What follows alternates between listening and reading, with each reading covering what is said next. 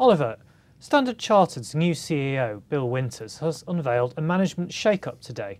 He seems to have managed both to concentrate more power at the top while simultaneously devolving more power to the regions. How's he managed that?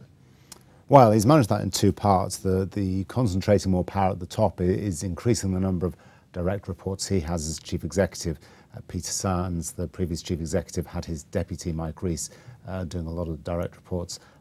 Bill Winters has said a lot of these people are going to report into him and has taken a lot of that off Mike Rees. So that's how he's concentrated more power in himself.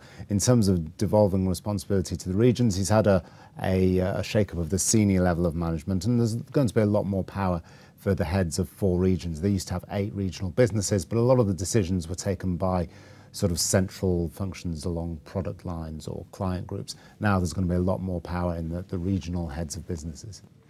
And what's he hoping to achieve by doing that? Presumably a lot of this is about less bureaucracy and quicker decision making, is it? Yeah, a lot of it's about that. Standard Chartered, like all banks, needs to cut costs, so it should save a little bit of money. But also, if you think about what the bank does, a lot of its competitors will be regional or local competitors, not big international banks. Now, in the area where they do compete with the international banks, that's the investment bank, that will remain globally managed. But other parts of the business are very local, and regulators increasingly like local businesses to have local capital and be locally managed. A lot of the competition will be local. So in many ways, it makes sense to have regional heads of business given a lot more responsibility.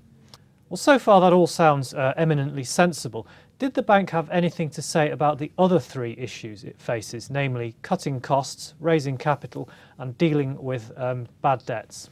Nothing specific at the moment. The cutting costs we may hear about later this year. They're doing a sort of strategic review, and later this year we should hear about the results of that. There's expected to be more cost cutting involved. That's very much part of the course in a bank restructuring. The question of capital, they're not committing to anything. There's a lot of rumours they may have to raise capital. They've not done so far. But if they're going to do that, they better do it sooner rather than later, because other banks have new management teams in that might want to raise capital, notably Deutsche Bank or maybe Credit Suisse or maybe even Barclays, although they've ruled that out. So there may be more capital raisings coming to the market. If Standard Chartered wants to do it, they'd be better doing it sooner rather than later. In terms of bad debts, again, nothing today. Today was all about the restructuring, but the bank has its first half results due in early August. We may hear a bit more then about the scale of impairment charges that they might have to face.